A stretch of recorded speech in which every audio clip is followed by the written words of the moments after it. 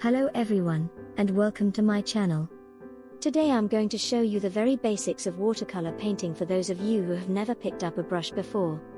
To start, you'll need a few supplies. The minimum is watercolor paints, a brush, water, and paper. Basic starter set of paints that include the primary colors, red, yellow, and blue. You'll also need a brush. A round brush size 6 or 8 is a good beginner size. Have some water to mix the paints and a pad or sheets of watercolor paper. The next basic is how to start painting. Lay your paper on a flat surface. Dip your brush into the water and swish it around to get it damp. This will help the paint flow on the paper. Then dip the tip of your brush into the paint. Load it with just a small amount of paint. Now, starting in one area of the paper, gently touch the brush loaded with paint to the paper. The water in the brush will help the paint deposit and start to spread out. Apply light pressure at first to lay down the initial wash of color.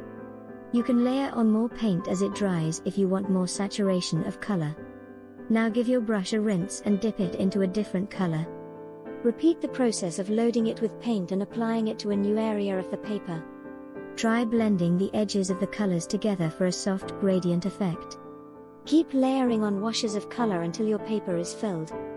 Now you've painted your first watercolor. I encouraged playing around with adding different amounts of water to see how it affects the flow of the paint.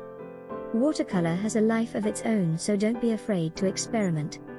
I hope you found this helpful as a starting point. Please let me know if you have any other questions. Thanks for watching, and I hope you'll join me for your next watercolor painting lesson. Please remember to like this video and subscribe to my channel for more tips.